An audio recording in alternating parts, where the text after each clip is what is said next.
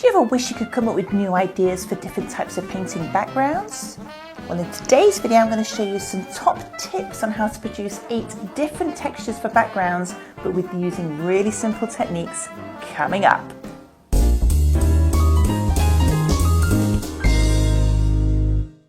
Hi again there guys, Emma here from Paint and Pinot giving you some top tips for all things art and design, and today is all about backgrounds, how to come up with new ideas, how to try different textures, and also some of those tools that's going to make it so much easier for you to try different background techniques. So let's get straight into the video.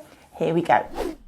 So top tip number 1 is a basic shower cleaner. These are fantastic for producing really flat backgrounds. So if you're looking for something quite basic, or if you may be doing something that's a bit more pop arty and you just want a flat background of colour, or even if you're just priming your canvas, these things are fantastic because they can drag a vast amount of paint across your canvas really quickly, and you get a much more flat surface than you would do if you were just using a paintbrush. Tip number 2, can't not have a paintbrush in this list. The most basic tool obviously when it comes to painting, but if you want to try different techniques, these are just the most simple things for doing different types of effects. But one of my favourite effects and the simplest way to get a really effective background is to actually start from the centre and work your streaks out.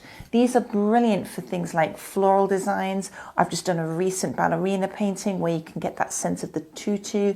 Anything that's even like a sunset, these are the really simple strokes that you want to try, but you want to get that straight wrist so you're not getting those bent curves as you're doing your lines out. Tip number 3, you cannot go wrong with a tissue. If you want to be environmentally friendly, you can use like a cloth or any fabric basically. I like using tissues because you just get a little bit more control. And the technique I'm going to show you this time is just simply to produce a flower effect like so. And these are fantastic for doing stippling effects. If you're trying to create an atmospheric painting, for example, this one here where I've gone for like a moon sort of dusk evening effect, or even if you're just doing any sort of textured painting, these things are fantastic for that. Tip number 4, one of my favourite tools of which I've done many paintings with is the good old sponge. These are fantastic for various different effects. Obviously you can do the stippling effect. You get different types of sponges like this. The one I really love is where you actually blend the colours together, particularly if you're doing a nice fast sunset painting, for example.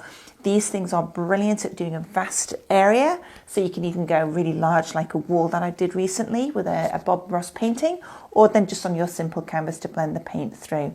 But if you want to have control, these are what you want to use, just your basic sponge. Tip number 5 is cardboard. If you're somebody who is a bit nervous about using a palette knife, cardboard is fantastic. So just a basic simple ripped off piece of cardboard, and you can use it like a palette knife. So if you want to create a nice textural background or even a more impressionist background, cardboard gives you a lot of control and it enables you to work in a really quick way. Sgraffito is where you actually load up your background with wax crayon, and then you actually want to paint over the surface with black acrylic mixed in with some fairy liquid or some washing liquid. When it dries, you get the most incredible effects where you can actually scratch away the surface and it reveals that coloured background. So if you want to try something a little bit different, or if you want to do something with the kids over the holidays, this is a brilliant technique and I recommend that you try it.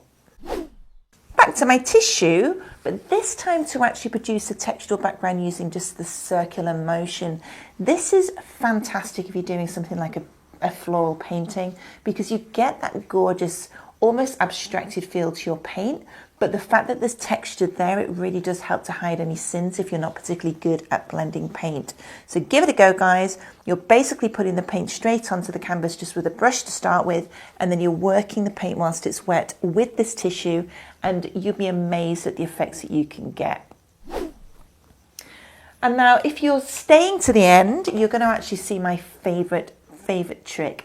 These are just basic painter's brushes. You can buy them for $5 each down the local hardware store. If you stick a load of these together, I've only managed it with 3 so far, you basically want to tape them together like so. You can actually then produce unbelievable effects when it comes to blending really quickly. So all you do is simply blend the paint down the side of the canvas, and then you just drag it across with 2 or 3 strokes of the paintbrush, and you get the most effective blending techniques. These are brilliant, of course, for things like sunsets, or if you're doing water or motion, you really get that gorgeous blending technique coming through. Question of the day, I'd love to hear from you guys. What techniques do you use for your backgrounds? Have you got something that you've tried at home? I know a lot of people like to use cling film, where they kind of make a more abstractive background. I'd love to know if there's anything that you've tried that perhaps I haven't even thought of at this stage. If you have enjoyed the video, then please do hit that like button just below, guys, as it really does help our channel.